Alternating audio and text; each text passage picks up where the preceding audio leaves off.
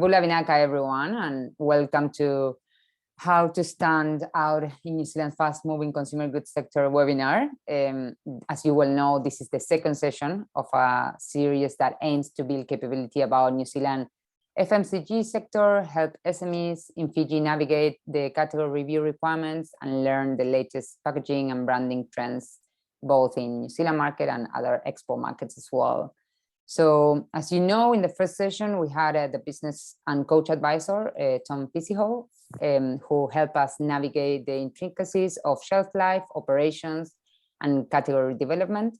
And today I would like to welcome the beautiful Lily Vallance, founder and creative director at Studio Lily Kate. So Studio Lily Kate is a full service creative studio that transforms brands, grows businesses, and tells stories that deepen engagement through thoughtful design.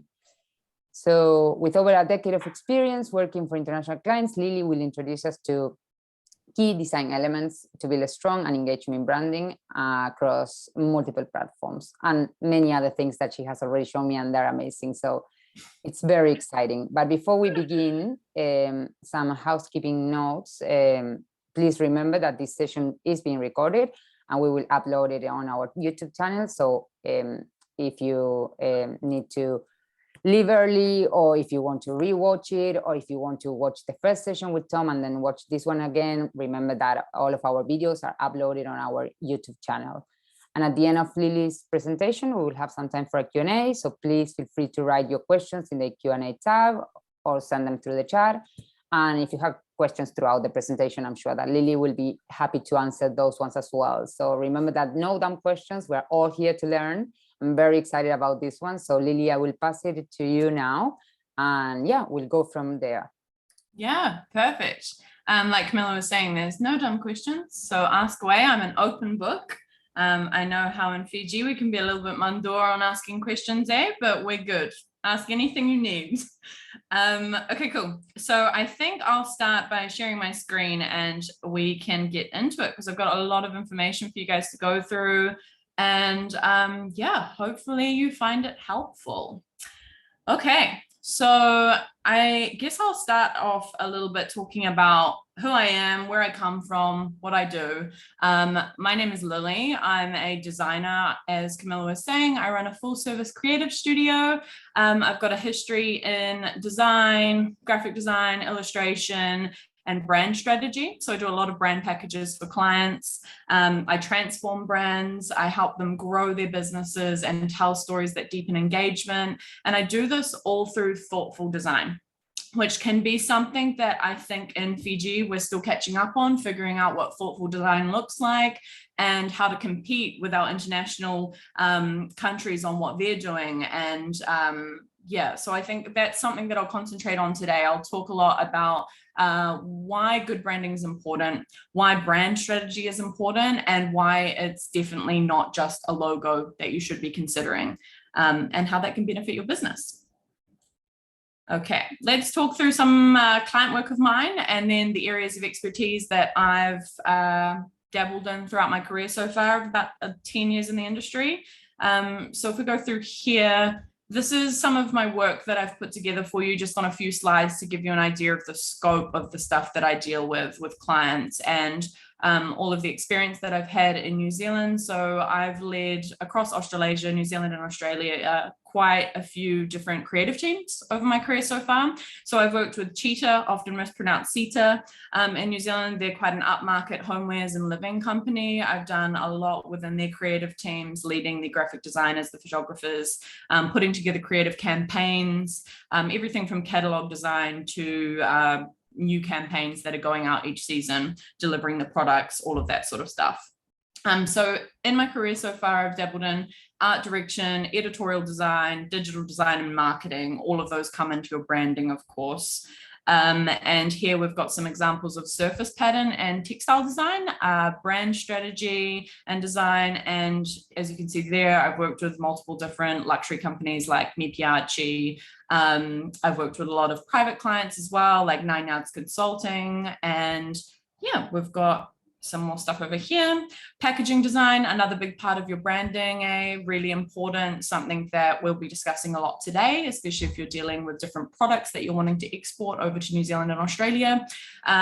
Also children's book illustration, which I popped in there because for me, my creative journey and what I've done so far in my career, a lot of the groundwork that I put in was my passion in illustration and creating bespoke, interesting design for clients. So I thought I'd pop some of that in. Okay, you're going to keep an eye on the questions if anything comes in, Camilla? Yes, definitely. Yeah, don't worry. Okay, cool. So let's talk about what we're going to discuss today. So I thought I would compartmentalize it into some areas for you guys that would make sense. So we're going to go through what and why is good branding important, right from the building blocks of what branding is and what it encompasses to why we should even focus on that. Why should you invest in branding? What does that do for your business? We're going to look at a case study, a client that I've recently worked with called Island Style Peanut Butter. If you're from Viti, you've probably seen it getting advertised now, and it's out and about in some of the stores. We've got it in Fresh Choice. I believe it's in Jack's now, and there's another few companies that we're working with getting it into. So we've got quite a cool amount of information on working with those clients and what that looked like and what the design process looks like for branding. Then we're going to go into who are you as a brand. So we can sort of focus back into your product or service, what you're trying to get international markets interested in. And then we'll go into what is brand strategy, because that's how we create a good brand, and working with a brand designer like myself. Like, how does that process work? I have a lot of people jump into my website and come through my form submissions, and obviously, until you need a brand designer, you don't really know what working with one looks like. So I have a lot of people come across my website and get in touch, and a lot of the emails start the same, which is, I've never really done this before, but how does this work? And so I'm going to talk you through what that looks like and what is helpful for you to have for me as a brand designer to make the process smoother. Cool. So what actually is branding? Like, we're all here to talk about it, but what is it? What does it encompass? A lot of people think it's a logo, maybe, I don't know, some packaging, but brand design is all about creating a distinct visual identity for your business. It should help people easily identify your business and products in a crowded market, and your brand identity is used to advertise those products and services that you offer across all of the marketing channels that you use. So we'll discuss what marketing channels are later on in the piece, but branding is how you are known. It's that thing where you look at a brand on a shelf that you always grab and you instinctively know that it's them before you even get to be able to read the copy, because you can see the colors, the shapes, it's distinctive, it's what you know and love. And why is that important? So branding is important because it's what makes a memorable impression on your customers, and it lets them know what to expect from your business. So good branding allows you to stand out from your competitors and to show exactly what it is that makes you the better choice, because this is a really big market, right? If you're going into a food product, you have a lot of competitors out there that are also biting for that attention. So why should they pick you, basically? Well-designed branding should represent who you are as a business and how you wish to be perceived. Okay, what are some areas I should look at with my branding? So branding encompasses, like I said, a broad scope of things, and depending on what you sell or what your service is, you're going to need specific things within your brand package. What does that encompass for you? So I've just listed some of the many things that I work on with clients. Depending on your individual business's needs, your brand identity can touch many different areas of marketing, such as primary logos, secondary logos. We'll get to what that is and why you need those. Kind of sounds like the same thing, but it's really not. Brand marks, brand pattern, typography styling, color palettes, image direction, brand guidelines, very important. Stationery, packaging design, textile patterns, social media templates, website design, EDM or email design, adverts, in-store collateral. So it's probably also worth noting, if you guys have a pen and a paper and anything sort of jumps out to you that you want to ask later on or now, just jot it down. I've got a lot of rhetorical questions in the presentation, things to hopefully spark questions within yourself as a business owner. And we can go through whatever comes up. for you. Cool. So here we're going to talk about the benefits of branding versus just a logo. So I hear this a lot, especially from clients who are approaching me. Sometimes they just want a logo, like, I don't want the rest of the branding package, please. I'm on a budget. Can I just have the logo? And my answer as brand designer is always, sorry, I don't do just logos. Logos don't sell a business. Logos are a very small piece of a big branding pie. And so I've done a little helpful infographic here just for you to see all of the things that branding does. So all of the stuff I've just listed that encompasses what branding is versus what a logo will do for your business. So branding, including all of those inclusive elements that we've discussed, you get brand recognition, consistency. It encourages customer loyalty. It's optimized for different spaces. I'm sure if you guys already just have a logo, you're probably out there and you get asked to do this thing and you need a different size something for that, or you need a different color for that thing to work in there, and it won't work in all of the spaces because all you have is a logo. Professional image, competitive in an oversaturated market, provides you with the tools for content creation, and will encourage authority and position you as an expert and professional in your industry. So branding is there to do all of that for you. A logo, you're basically just going to get maybe some brand recognition because people will be like, oh, that's so-and-so's logo, got it. And a bit of a professional image because you've gone to the length of getting a logo. But as you can see, you lose out on all of that customer loyalty, consistency of brand, able to use it in many different places, stand out in the market, and more importantly as well, one of the things that I come across a lot with clients is giving you the tools when you leave your brand designer to utilize it yourself, because a lot of small to medium businesses don't have the budget to hire somebody in social media, to hire somebody to do all of these different areas that we know as small business owners you have to do. And so for me, it's about setting the client up for success so they actually understand, right, I've got all the elements and this is how I use them, so it looks good and it looks on brand. Okay. So we're going to go through a bit of a case study. This was Island Style P&B's branding before they came to me and wanted to rebrand. They wanted to rebrand for a number of reasons. Some of which were, when you approach international markets, you need a very professional, clean look. You need something that is going to catch the eye of consumers on those American shelves, those New Zealand and Australian shelves, that is, something that is going to stand out and not just be cast aside and look, cheap or easily put together, or not something that I want to risk having my money spent on and I'm not going to like it. So they came to me for the look and the feel of the brand needing to change. And when I get approached by clients, like if we can just look at the original logo, the original label here, and the original packaging that they had, the client might think, well, this is fine, it's worked for us so far, this is what we've got. As a designer, I can look at this and see a myriad of problems going on for the long-term scope of this business. If you're going sort of a couple of years into the future now, and now I'm trying to get this into New Zealand or Australia or America, I'm looking at the in-bear pattern behind that original label there, which is a photograph of the weaved mat, in-bear weaved mat.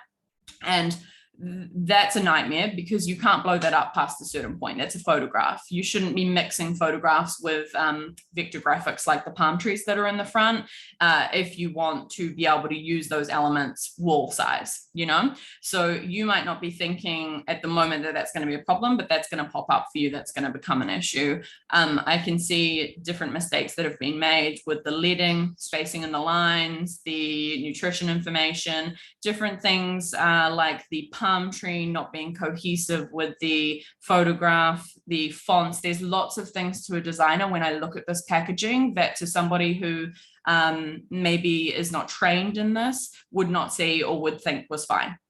So having looked at the brand and given it an overview, I started working with Heather and Gary, who run Island Style P&B.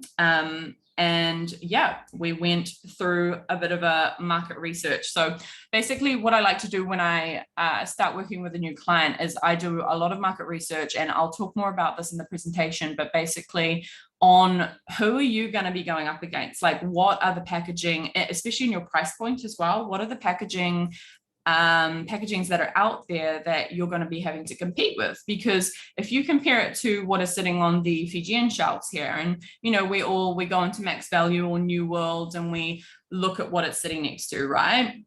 In New Zealand or Australia, America, different countries, they have so much more choice. I mean, we've all been to New World, or if you've been to New World or Pack and Save in New Zealand, you'll see the sheer amount of product. Like I describe it to some of my Fijian friends here, and you know, the fact that there's 2 aisles for dairy, for instance, just blows their mind, because there's normally just a little section for us, eh? And so you have to look at where you're wanting your product to go. So if your product is wanting to sit on a shelf in New Zealand, going to a Fijian shelf and looking at what peanut butters are on offer there, like Americana or something like that, is not going to quite cut the mustard. Okay, so right now I go through a bit of a brand research, looking at the market, looking at what everything that is out there looks like and what sits at their price point that they're wanting to sell at. And next here's a bit of a mood board that I've put together. So mood board wise, this is like a combination of what my clients have described to me they're passionate about and what they want to be looking at for their branding. And then also with my expertise, what I'm thinking when they talk to me about stuff like that. So some of the stuff that Heather and Gary said to me were things like, you know, we really want our product, we really want Island Style to feel like an authentic Fiji, not the Fiji that's just on the postcards. You know, we want it to feel like the sort of Fiji that we experience here when we live here. So we have lots of things like this, like market stalls and, you know, this now here with a bure and lots of different elements, and concentrating on the fact that their peanut butter has no preservatives, you know, no emulsifiers. So all of that sort of stuff was really important to include. And so when I'm going through and I'm putting together a mood board, I'm thinking about that. I'm thinking about the color palette that represents Fiji and feels Fijian. And so that guy is there.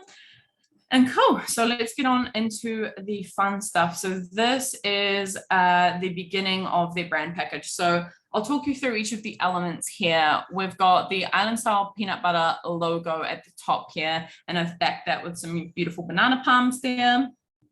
And then we've gone into the color palette. And what I like to do with my color palette, because you want, I suppose, quite a few tones within each selection, because sometimes, for instance, we've got kind of like a brownie rust, a green, a blue, and a yellow. Sometimes you might find that that deeper tone of yours that you want to use for some things doesn't work for others. So I like to go at a 60, 80, and 40 of the tint of the tone, which gives you a lot more selection when you're running things like posters, flyers, websites, stuff like that. So it's always nice to have like, you know, the lighter green tone and the darker tone. So I like to compartmentalize those tones and break them out. Here, type. So we have one of their key typefaces here. I actually really liked this. It was called Haven't Slept in 2 Days. And I thought that was hilarious because that's a designer's life.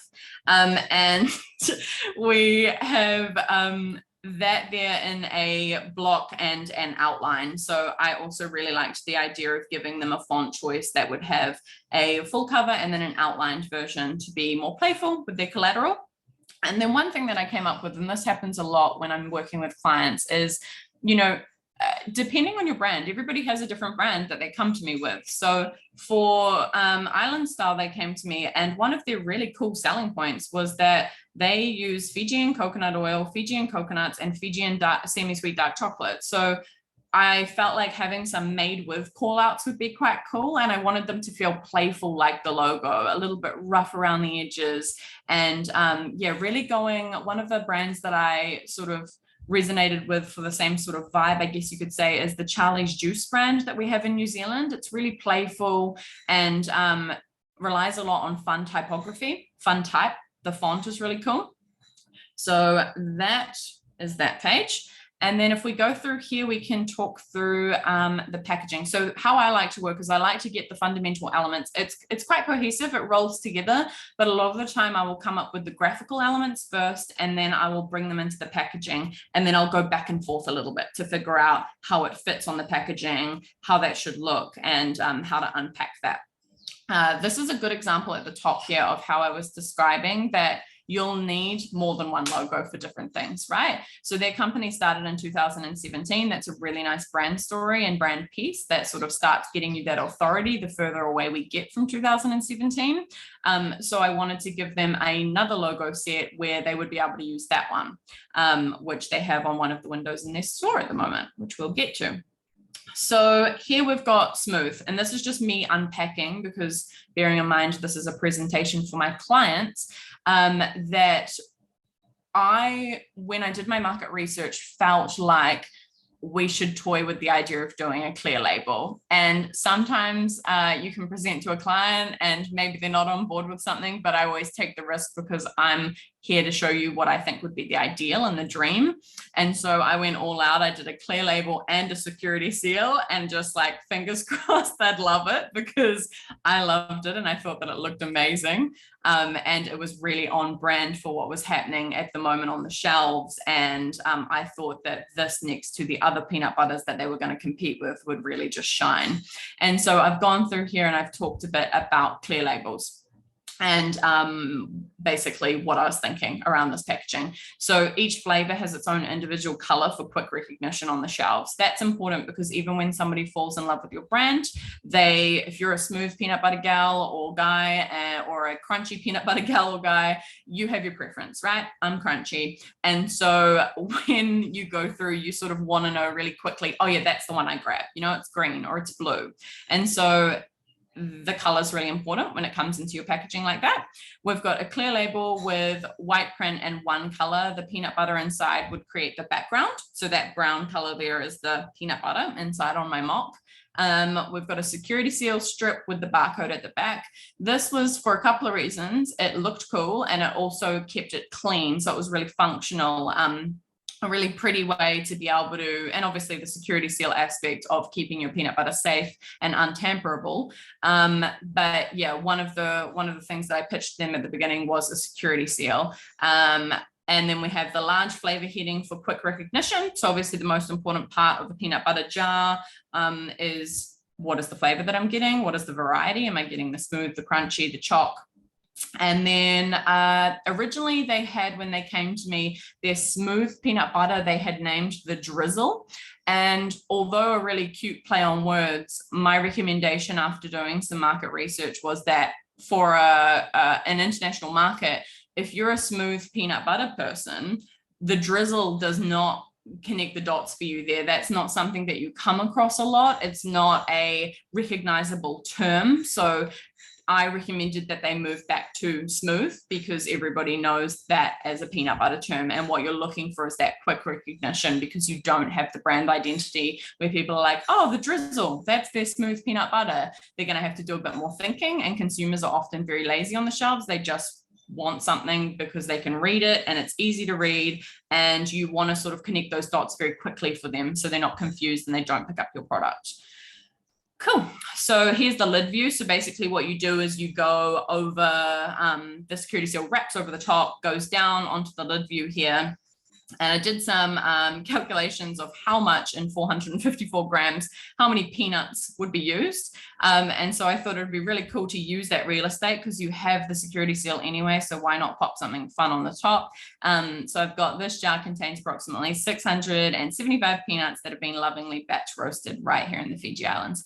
That's a really lovely brand piece. There's a couple things going into that for me when I'm designing that. I'm thinking, let's call out really largely that this is being made in the Fiji Islands, because that's an amazing draw card. And let's talk about the fact that because this is a very grassroots business still, like this is handmade. They're using machinery, but everything, like I've been into the factory, I've seen the process, and there's a lot of love going into the process. So I really wanted to sort of draw in that family, that Vallance sort of mentality and messaging. Cool. And then I've done a little bit of background on clear labels, because when I present to a client, I want them to understand why I'm making the decision that I'm making to present to them. So if you research clear labels, I've put together some bullet points here for them. And I've got, using a clear label means that you can clearly display your brand and product information while still showing off the product inside.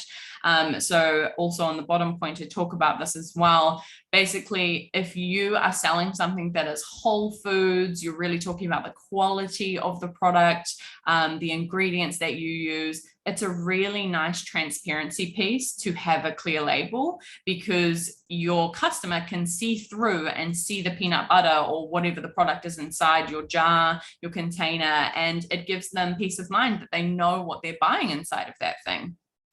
I've got here that they create a sense of trust in your consumer. Yeah, also I did a lot of research on if people find that they trust brands more that are using clear labeling versus not for certain products. And for the whole foods market, this was something that a lot of people gravitated towards. So that was really positive.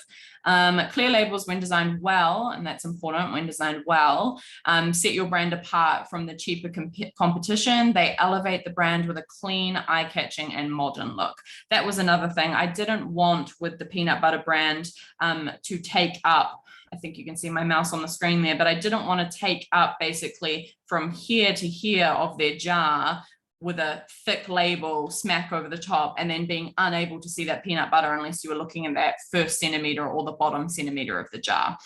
They chose to go with a shorter, wider jar for their rebrand. So size was definitely a variable that I was taking into consideration there as well. Okay, let's go through the other parts of the label. So we have, this is the full wrap view here of the jar. The color behind of the copy is obviously to mock that there would be peanut butter behind there. So we've got here, we need two panels. I'm sort of calling out to them that where the first panel would describe the variety and the second panel would be the vuvale or the family message. I chose to include some Fiji in there because they are a Fijian family. They have Fijian children. And so I thought it would be a really beautiful brand piece to start including the Atoke language in their branding, because that's something that they're passionate about as a family as well. And so vuvale owned was another way to say basically whānau owned in New Zealand, or family owned in English, which is a really lovely brand piece, right? Family owned and operated in Fiji. And then this is me talking about how I would recommend using smooth instead of drizzle, considering that you're wanting to enter the international market, and smooth is a more immediately recognizable term. And then here I'm saying that I've condensed the social media links to this area so they're easy to find. I've also shortened the stir message. So one thing that's important to think about when you're looking at packaging as well is basically, how big is this going to be on my package? Can I see it when it gets printed out? And how can I get the most bang for my buck out of the real estate that I have on my labels? Because one of the things that we have, I guess, when it comes to smaller sized packaging is basically that you really want to utilize the space that you have with the biggest wins, the highest impact. So for them, that's that massive smooth with the palm trees there. And sort of, we had some ways of saying things on the back on the original packaging that were longer than I thought they needed to be. And yeah, that was the thought pattern behind that. Here is the design for the security seal strip. And as you can see, that tucks behind the jar there and has the barcode, the batch number, and the best before, which is nice. Those things aren't really pretty as well. So as a designer, I was figuring out a way to make them functional, still scannable on the cash registers there, but also, yeah, tucked away, something that wouldn't be the main focus of the jar, right? Okay, now we're on to crunchy. So this guy was smooth. Now we're doing crunchy. We're on to blue.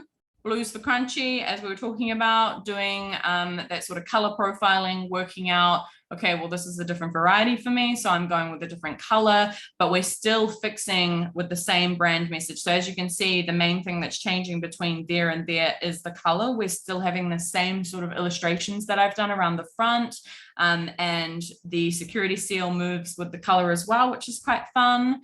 All of this sort of stuff as well is added into the brand package. So here you've got the palm trees with the hammock, which I've drawn. And here is another variation of the logo. So as you can see, it's the original logo with the block and then the lined out, but we've got a fun little peanut butter spoon here at the moment, which is what I'm talking about when I say finding ways where your original logo can work in many different ways is is a great sort of way to add some options into your brand package for different scenarios. Cool, so same deal, we've got Crunchy here. I can zoom in again, but it's similar setup. So obviously Crunchy, doing a mock for that one, this guy here, and then the security seal again. And then we're going into chalk. So this is the third variety. I think in the future, they're gonna look at building more varieties into the brand set, but right now we've got the three, Crunchy, Smooth, and chalk. And chalk we've done in sort of this fun, vibrant yellow. And here is another little brand marking of mine. So from Alvu Vale to yours, with the little Shaka chilled Fiji sign there that I've drawn, which I think is super cute.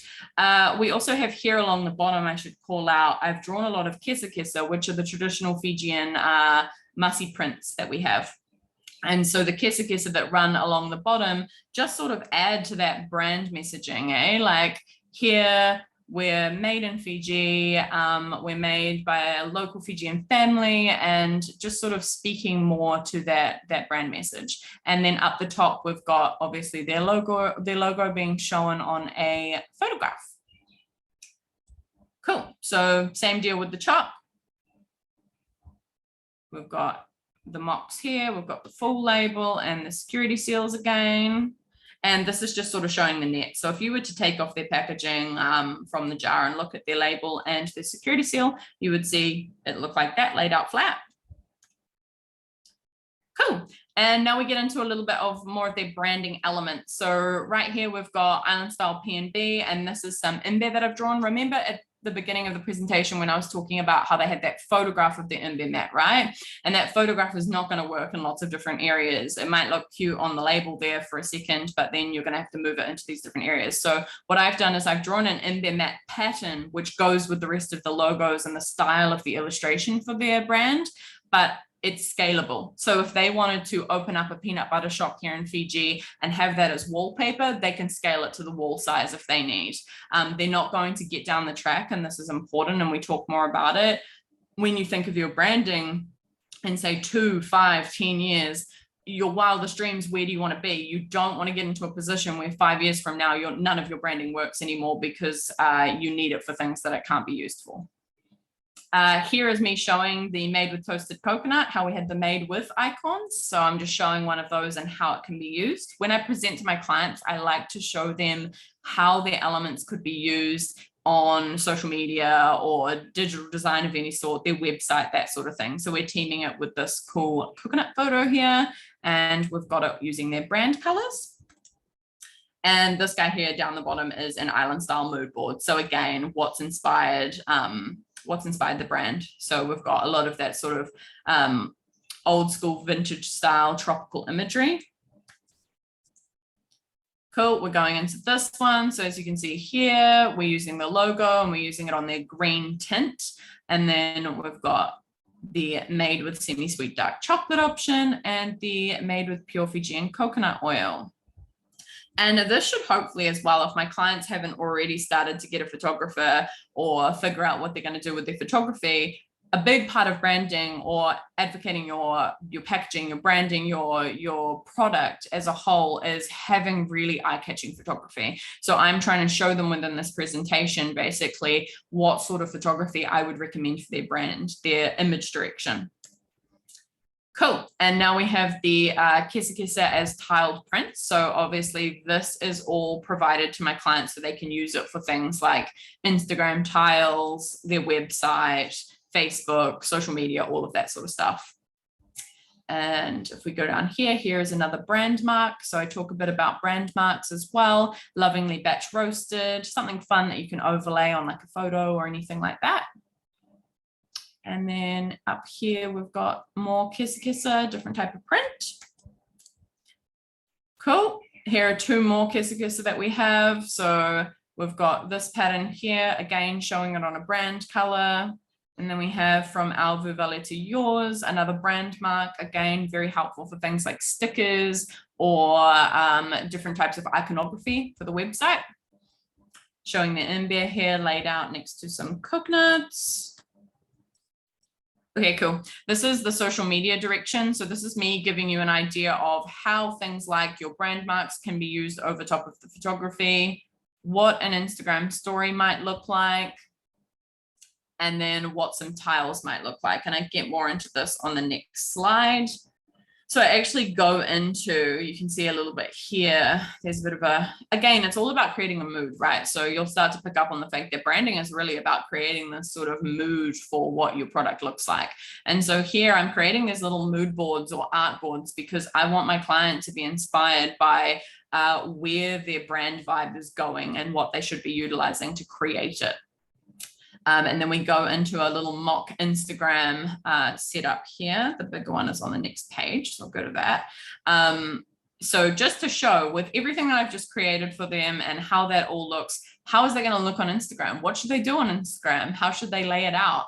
And I'm just showing them here how cool their feed will look once they start to utilize all of those different elements, the cool photography, the idea of having like testimonial quotes, the logos, the kesa, the submarks. So all of that coming together to create a really fun looking brand and hopefully something that gives you the vibe that they were first trying to attain, which is something that's a bit rough around the edges, family made, Fijian made, and yeah, tropical. Fun. And here is a little header font and body copy font. So we can talk more about fonts, and if anyone has any questions about fonts, then feel free to sing out. But basically, what I always try and do, sometimes with clients, they'll need 3 fonts, but for Island Style, it was 2 fonts that I felt could really resonate with the brand. So we've got the header font here, which is very fun and quirky. And then we have the body copy font here, which is more legible, because what you want to sort of balance there with your fonts, with your branding, is something that's really, I guess, memorable for your header font, something that stands out, as we all learned in our schooling and stuff, that the header should be the thing that you see the first, the title. And then down here in body copy font, that is going to be written in lots of different places, often in paragraphs or sentences. So you can't have kooky font up here in a big giant block of text, because it's just going to be very hard to read, and we need to sort of consider that we might have a wide range of ages that are purchasing our products or service, and yeah, not everybody can read that sort of font in big blocks. So here are some, okay, so this is going into like the storefront, so basically for me, what I pitch now is I pitch how this could look. So they have their storefront for their factory, and I talked about doing a decal to sort of get people interested. And when people walk past, they want to look in and figure out, oh, what's happening in there? Like, what are they making? And so I've done 3 different options here for them, option 1, 2, and 3, just to show them what that could look like on their storefront here in Wailolo Nandi. And basically they went with option 1. It's installed now, which is amazing. It's looking really good. But that is sort of, we can talk more about storefronts as well and how that should look. Or if you are sort of toying with the idea of having your packaging in a storefront, thinking about things like your tags that are going below the product. And you can really take your branding into these places that not a lot of people think about at first, but really make you stand out from the crowd. And here I've got a few images from a photo shoot that we did the other day of the final product all put together. So this is really exciting. They're brand new. They were done by Island Encounter Photography here in Fiji. So supporting another local business with the photography, which was awesome. This is the final trio all set up together. And again, when you think about your brand photography, like I was here doing some styling with Laura from Island Encounter there, and we were thinking about the idea of, getting those elements on the board. So it's got the coconut, it's got the salt, it's got the peanuts, and bringing in that family aspect, seeing lots of different sort of hands and different children and stuff enjoying the product there, and the different uses that your product has. So if you're marketing a food product, the different foods that can be made with your product. bringing in a lot of those nice natural elements. That's my bicycle basket featuring there. And we've got here a group of kids on and in there with the cooler, just enjoying their day with some peanut butter. Okay, cool. I feel like we're on to the next step now, which is, that's great, Lily. That's amazing. Love that presentation. But how do I start to reflect that in my own brand? Like, how am I going to go about this? Because that is a lot to unpack, right? So let's talk about brand strategy, which is basically how I build a brand like that. So when we take it back to giving me a few weeks after I talk with my clients to really unpack how you create a good brand, I'm working through a lot of different brand strategy. What is that? Brand strategy is how we as designers solve problems, reach goals, connect with the right audience for your brand, and ensure you have differentiation in the market. Ensuring you have a solid strategy that you're building your brand from means that you have the tools to understand your consumer better. It means that we can create a brand that stands out and meets that consumer's needs, and that it's attractive and engaging to your target audience. How is that valuable? Why do we want to do that? Why do we want to spend time on that? So all of that helps us to create a brand that's not based on personal preference or design preconceptions. Let's just pause there for a second, because I have this happen a lot with clients. We all have what we think looks good in mind, right? We all are sort of drawn to different things, and we might think, oh, this looks cool and that looks cool. You see it with weddings a lot. I think everyone has like 5 different themes they really loved for the idea of their wedding. But basically, our preconceptions of what we like does not sell your product. What you want to be looking at is basically unpacking why you're making the decisions you're making with your branding. Why is that blue? Why is that green? Why is that font being chosen? Is it because you like the look of it, or is it because it's going to sell to the audience that you're trying to sell to? So we need to sort of let our preconceptions, leave them at the door, and actually instead base it on your target demographic, their personality, and the market that you're trying to get into. So it allows us to build trust and a good reputation with the specific audience that your brand is aiming to target. Good planning ensures we are thinking long-term. How will your brand be evolving over the years? So like I was talking about that year piece, how long are you thinking into the future? Is this going to work just for now and I'm going to have to rebrand in a year? Or should I go further on in this journey and figure out what I'm going to need in 5, 1, 2, 3, 4 years? This helps you generate repeat purchases at the right value. Quality, strategy, and design means you don't end up with a cookie cutter brand that doesn't attract attention and gets lost in the sea of same. So what I mean by that is basically, if your brand, you put it together on Canva in 10 minutes, and then you walk out the door and you say, this is what I'm going to use, this is where it's going. You have there is no obligation by a service like Canva or something else to basically make your brand unique and bespoke and stand out. It's just going to get lost in the sea of same, eh? So what we want to be focusing on there is, how are you going to look different on that shelf? One thing that I talk about with my clients a lot actually is basically, they have no loyalty to you at first, right? So let's use a peanut butter on the shelf as an example, because we've just talked about it. That peanut butter is sitting there and I've never tried it before. So why do I want to pick it up? Why do I want to spend the money on that peanut butter when I've never tried it before?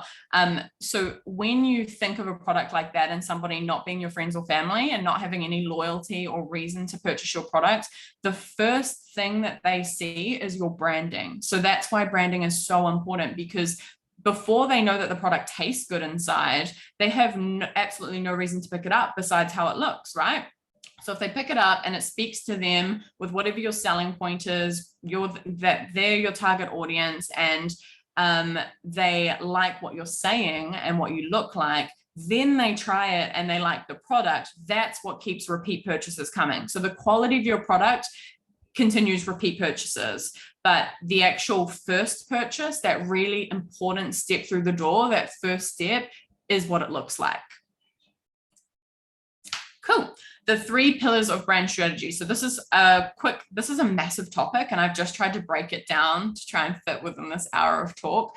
But basically, personality, audience, and market are the three main things that we want to concentrate on, eh?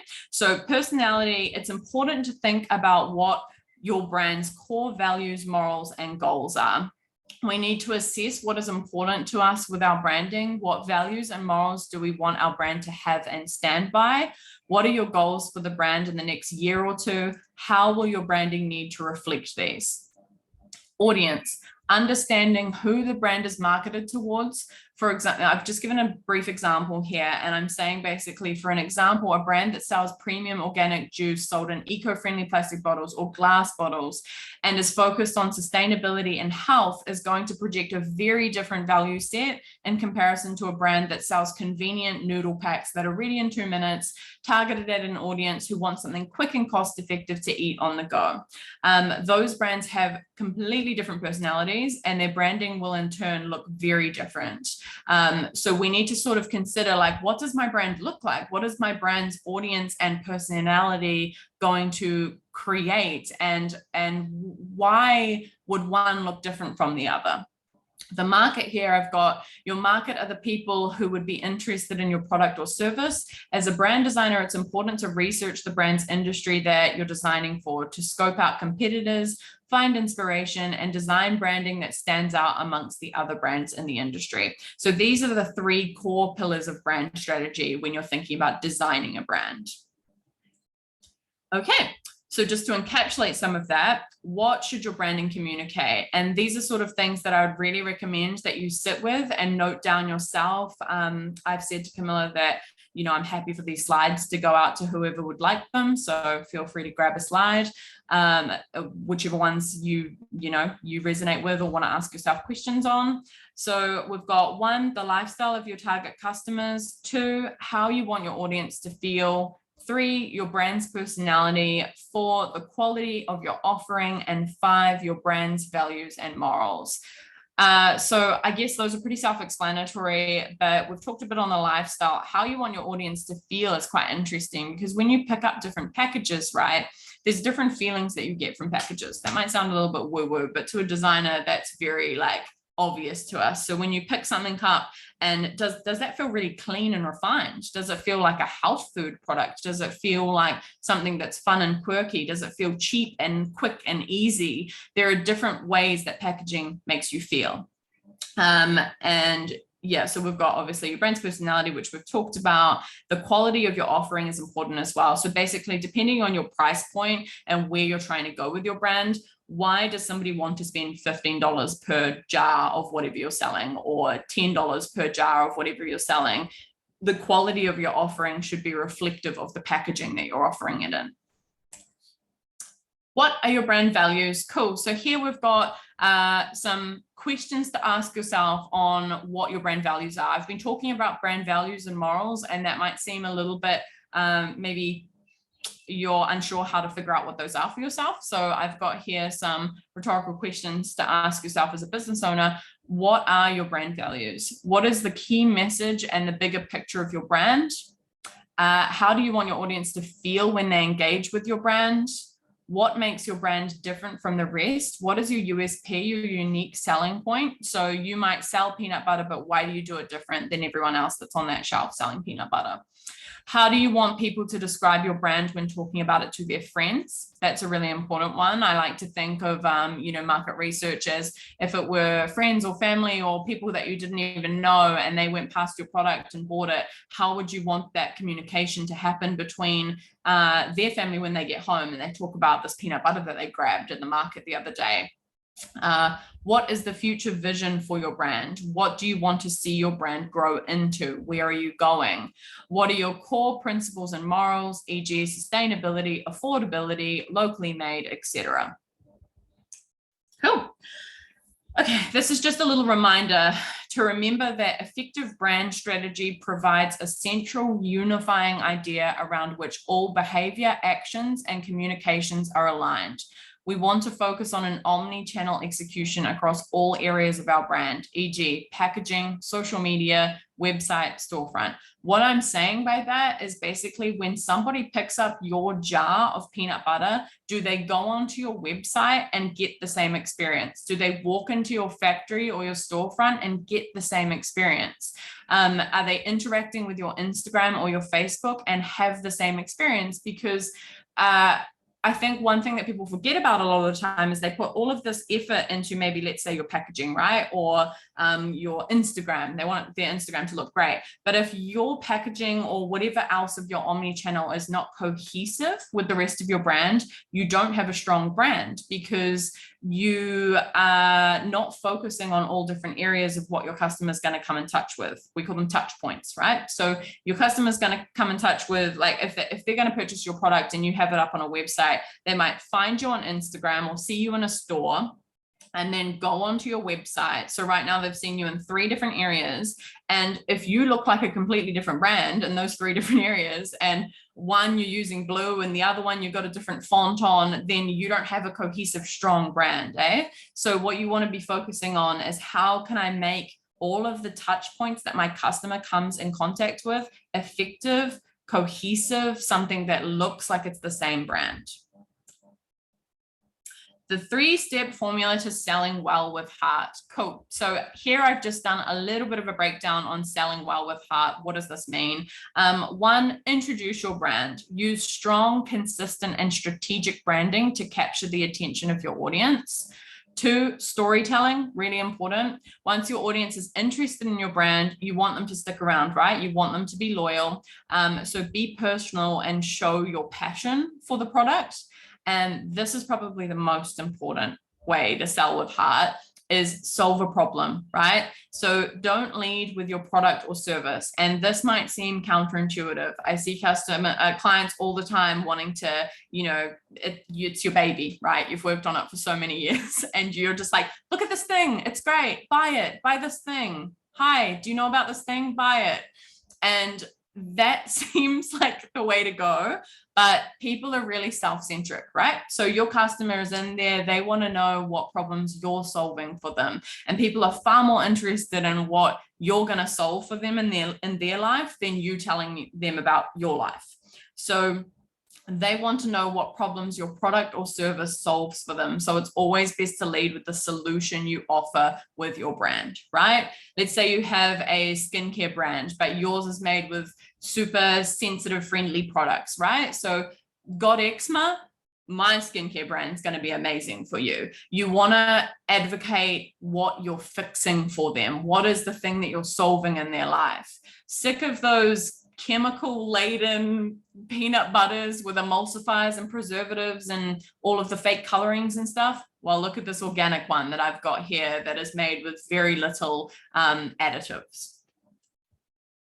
Okay, cool. So before you run off to find a brand designer, this is something that I thought would be really cool to include in the presentation, because like I said at the beginning, have a lot of people approach me who have never worked with a brand designer before, and I don't blame you. You don't need us until you need us.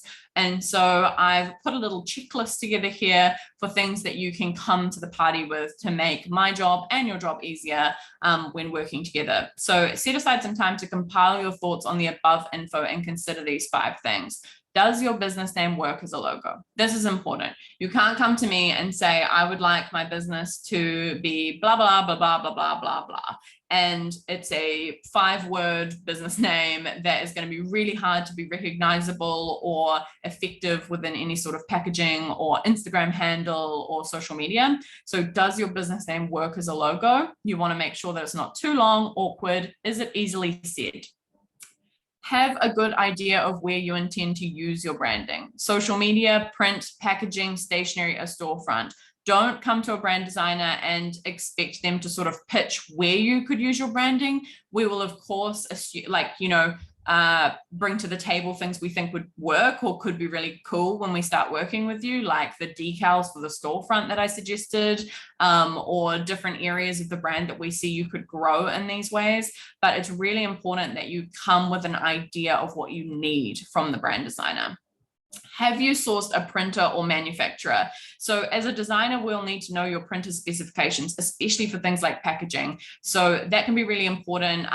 We, of course, have worked with people before, and so we can suggest different companies that we think work well. But if you want, let's say, a gift box done, a box that you're going to contain your products inside of, have you looked at where that gift box is going to be created? Which company is going to make that for you? As a designer, we have nets that get sent to us, meaning like a template from that printing company, because all of their machines are set up to specific specs, right? So we need that information all the time to create the design properly, because we can't mind read what that printing process is for that company that you would like to use. So yeah, that's a really important thing to note there. That can come under things like packaging, can even be website. Like, don't assume that someone's going to know what your website banner specs are. You know, no one knows what your website banner specs are but you in the back end. So if you're in there and you're saying, oh, well, I need a banner for my website, you'll need to say, I need a 2,500 pixel by 1,500 pixel banner for my website, because there's a specific space you're trying to fill, right?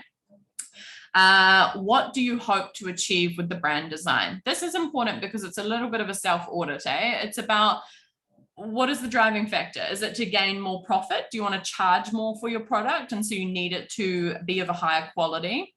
Is it to get more press? Do you want to get more interest in your product? Do you feel like you keep getting feedback that is, well, your product is great inside, but on the outside it doesn't look that great, you know? And like, what's the objective? Why are you talking to a brand designer right now? What do you want? What is the dream goal for you to get out of this process?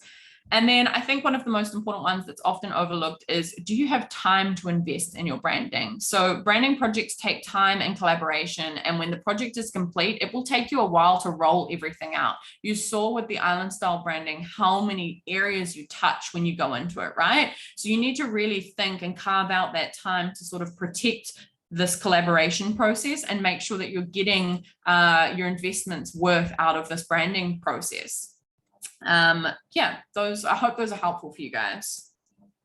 Cool. Let's do a little bit of a summary on some of the key points. So far I have talked a lot about all of the different areas of branding strategy. We've done a case study with Island Style, and I hope that these are some of the key points that you can take away from what I've been talking about. So branding increases your business's value. We can see that if you put effort and get a designer working on your packaging, it's going to look a higher quality than if you get Auntie to chuck it together on her computer. Branding generates new customers and encourages purchases. So we talked about that as well. It generates new customers because customers buy with their eyes first. The first thing that they care about when they have not tried your product is how it looks. Am I going to pick it up off the shelf to even give it a go?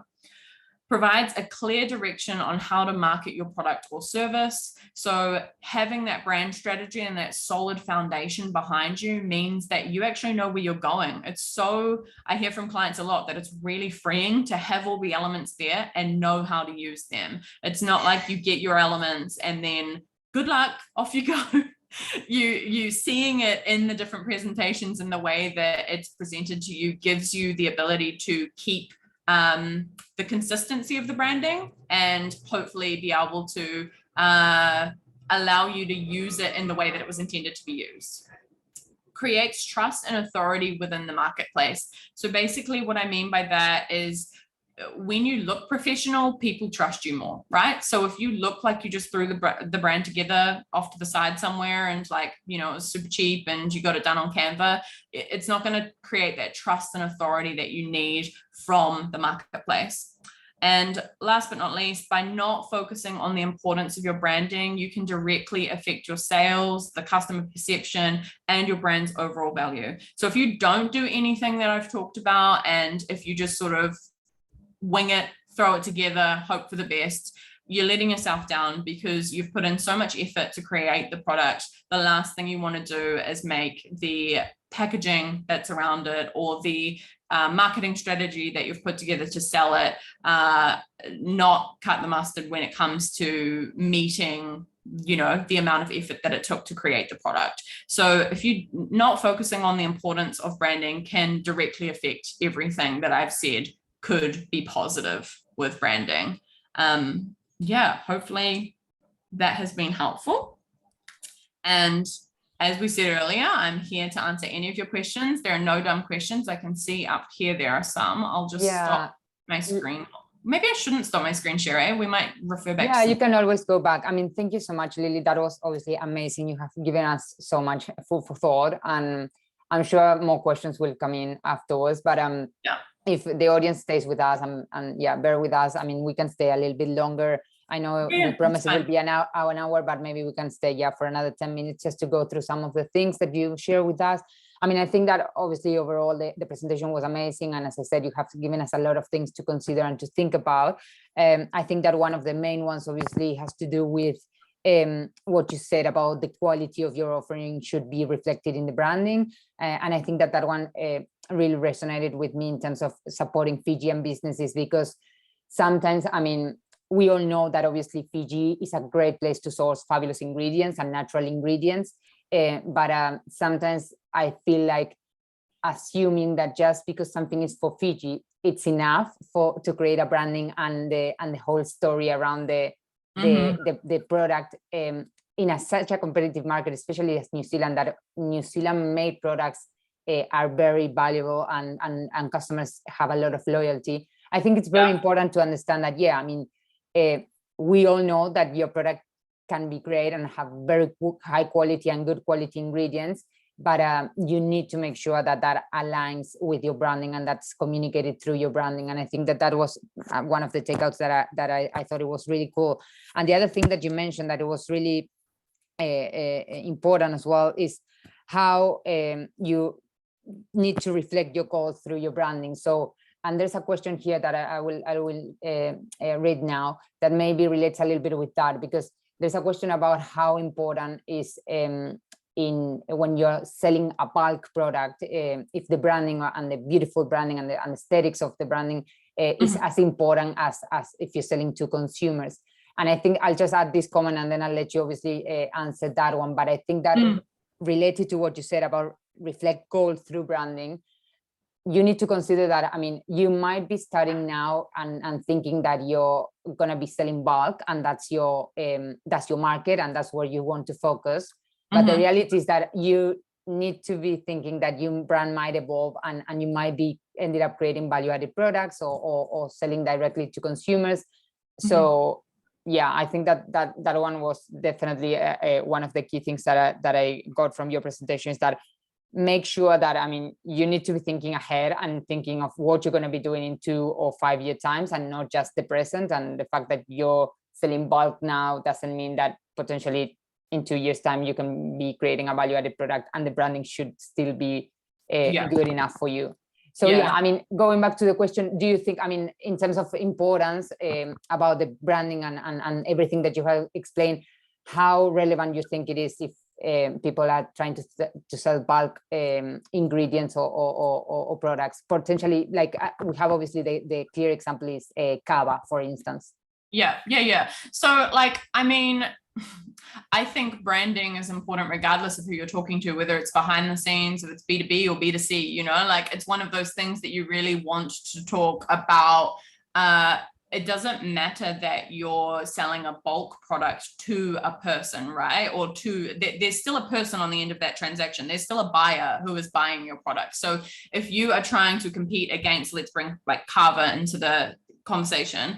If you are Taki Mai, for instance, and you're trying to sell versus another kava brand that just has a sticker on it with some like nutritional information, again, those two brands are looking very different, right? And Taki Mai is growing into something that is touching many different touch points that I'm sure that they maybe didn't even anticipate that they would get into, but because they've been taken up as a brand and people are loving what they're doing, they're getting into lots of different areas because of that. So I think it's one of those things that even if you're selling a bulk ingredient, you still have to think of the basics of your packaging and the basics of your branding, because you never know what sort of eyes are going to be over that product, and what opportunities will grow out of you taking care of your branding and making sure that you're there. Just because it's behind the scenes, I guess my sort of closing statement on that would be, just because you're selling a bulk ingredient behind the scenes, like not to a customer, does not mean that it's not a human on the other end deciding whether they buy your cover powder or someone else's cover powder, eh?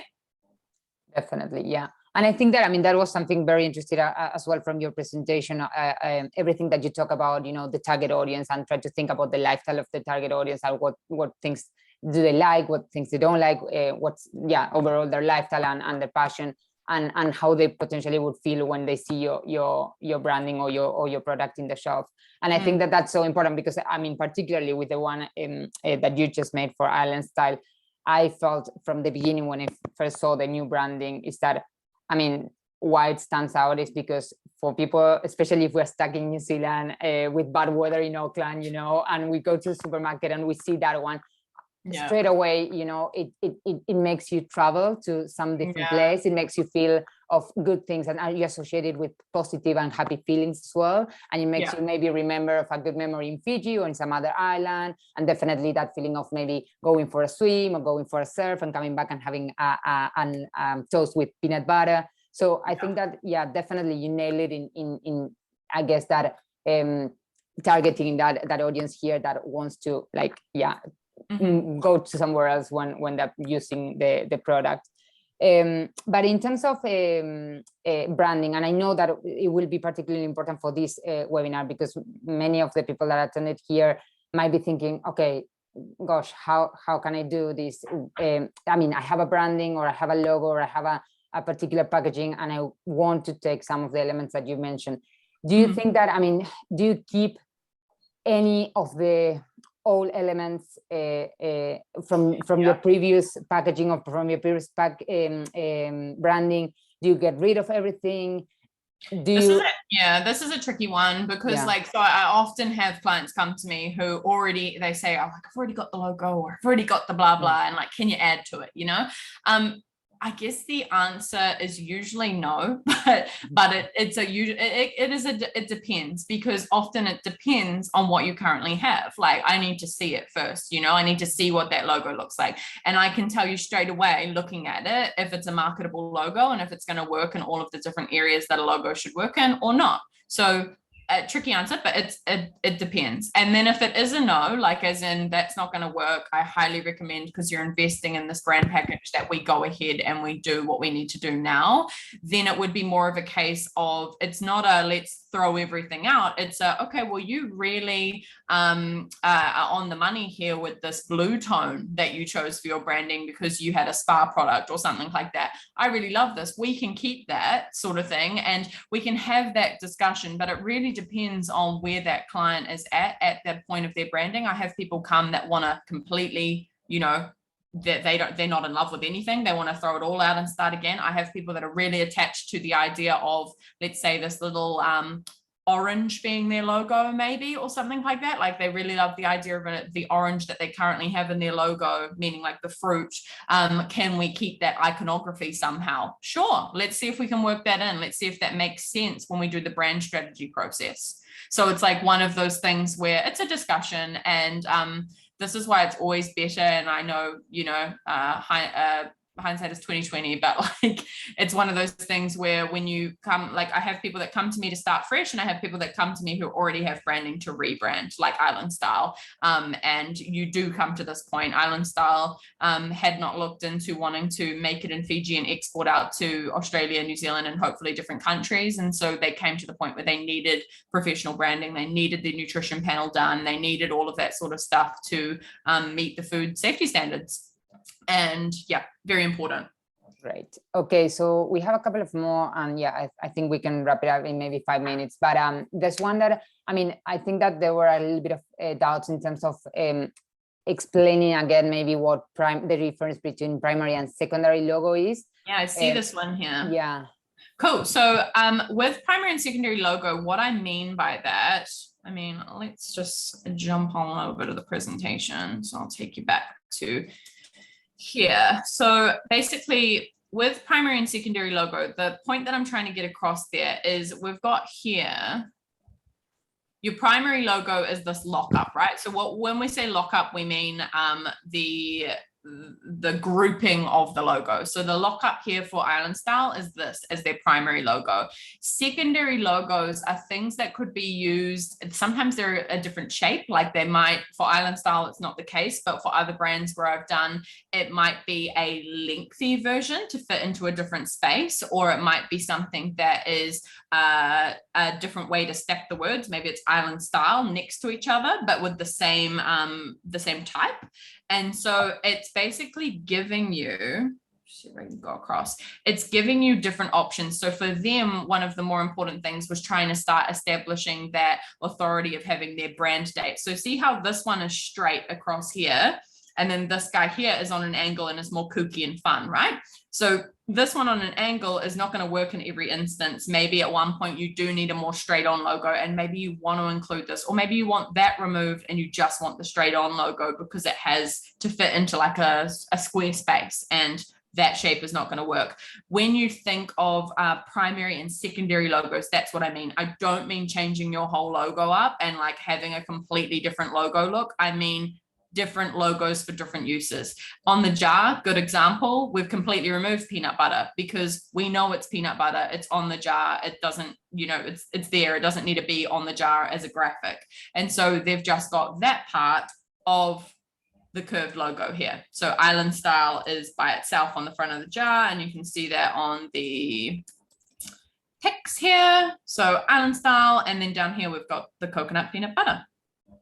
And I think another thing I'll say on that as well is the submarks. So yes, we're talking about the logo sets here, but we also have these submarks that I've been talking about, which is here, like lovingly batch roasted for them, or from Alvu Vale to yours. And what I'm talking about when I talk about submarks are things like that, things that are going to add to your branding and give it value and talk about the different areas of the brand, but not another logo, just basically a sub mark to the brand. We call them marks because they're basically little graphics that you will get known for, that you can put on lots of different things, like on your photography.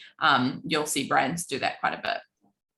Yeah, and again, with the submark, I mean, the one that you have from, I think it's from our Bubalitos with the different waves. I mean, not necessarily waves have to do with peanut butter, but again, it has to do with what feelings and emotions are you trying to communicate. Similar to the Kesa Kesa, right? Like Kesa Kesa isn't a peanut butter print at all, but it is a traditional Fijian print. And so for Island Style, it made sense for the fact that their brand is Fijian owned and operated to have elements of the culture within the brand. Definitely. Okay, we'll do two more because I know that Rahul sent a couple of good ones. So, I mean, obviously in the presentation, you talk about investing time in your branding, and he's wondering how long did it take for you to do the whole branding process for Island Style and making the mocks and the market studies and obviously, all the presentation that you show us. Oh, yes, I see you here, Raul. Hello, Raul. Thank you for your question. Basically, again, for Island Style, we went through a process. It probably took, it's a couple of weeks there at the beginning where I do like a lot of the market research. So 2 to 3 weeks for a bit of market research and going deep into it. But what I always say to my clients is brand packages are between 4 to 6 weeks, 4 to 8 weeks. Again, this completely depends on the scope. Like if you're wanting a store design or something else on top of what we're doing with the packaging, it fully depends on what you come as your brief to the brand designer. But for their packaging, I'd say it took about 6 weeks all up to get everything done. And then you have to counter in the fact that you have, here in Fiji for our printing, they use Star Printery down in Suva, but our printing here, we don't have some of the options that I would have in New Zealand. So we needed to get the plates. Star Printery got them imported over from Australia for the printing side of things. So there's a whole nother world when it comes to the printing that you need to give the printers time to get their stuff together and give you what you need printing wise for your labels and things like that. So it's always good to have a lot of lead time when it comes to your printing in Fiji, because as we know, Fiji time. And they were amazing though. They did a great job. Great. There's one more comment from Rahul that says he wants to put a QR code on the labels that will be linked to the website and the social media page and have the story for what the product is and the story of its origins, etc. So yeah, he's basically asking if you think that this is a good idea and if you would advise for or against. I would love to know what Raul's product is. Raul, what's your product? What are you selling? Cool. In the meantime, what about packaging? Because I know that I saw another question in the chat that we're asking about packaging. Do you think that, I mean, how important is, let's say you create this amazing branding and you have all these beautiful designs, but you want to enter the New Zealand market, for instance, where sustainability and it's very important and consumers are quite, I guess, are conscious about the packaging and the materials and the fact that, they don't want to contribute to pollute more. Do you think that, I mean, it is as important as within the branding and all the strategy, you need to consider the material of your packaging as well? Definitely. Yeah. Like we can't negate the fact that like when you do your brand identity, right, you have a specific identity to your brand. And if you've done that right, you should sort of have the answers there in front of you of what your brand's personality would use. So like we were talking about, like if your brand is concentrating on being a higher quality brand, made in Fiji, you want people to pay a bit more for your product, then you naturally are going to go into market areas where they're going to expect things like glass bottles from you or organic, or like, you know, eco-friendly cardboards and stuff like that. So it's definitely something you want to consider. And it's a conversation you can have with your brand designer as well, like around the market that you see me going into, what are the trends that we're seeing in that market? What are other products doing? And it's one of those things that I really recommend looking into, because again, you don't want to fall over at the last hurdle, right? You don't want to put all this effort into your branding and then you put it on the cheapest packaging you could find on Alibaba or something, and now it doesn't go into the store because the, you know, Huckleberry or a store that's similar is like, well, we don't sell all of this really plastic BPA packaging that you've put this in. So yeah, it's definitely something you want to look into. And this is again why you can't rush the process and just try and slap it together and throw it in the store. Definitely. And I think that in terms of, sorry, just going to say, I see that Raul's messaged us back. Thanks, Raul. I have a chili-based product and also a beauty product. Okay, cool. So what I would recommend with QR codes, they do look like they're around to stay for now. I mean, it's not something that you see being used a lot here at the moment in Fiji. It will differ depending on the country. You would have to look into the logistics of the QR generator that you're using, and it would have to be thoroughly tested. My recommendation would be if you can put it on something that you can switch out a lot easier. Like for instance, if you're getting a label made and that label needs plates to put it together, plates have a induction cost, a cost to create them, right? So you're going to have to repay that cost if you need to change your QR code on that plate. And so what I mean by that is if you can put it on a more temporary piece of packaging that's a bit easier to change, like a box print or like for instance, the security. This is a good example actually with the island style. For the security seals here, you can see here the security seal has a batch number and a best before here and their barcode. These security seals can be changed out a lot easier than the actual label can, right? So what you want to look at is there an innovative way that if you want that QR code to possibly be changeable in future quicker than what you'd like to rebuy all the packaging for, is there a way that you can innovatively put that in your packaging? I hope that helps. It's hard to answer without actually seeing what your current packaging looks like if you haven't. Great. Okay, Lily, I think that, I mean, we're going to let you go.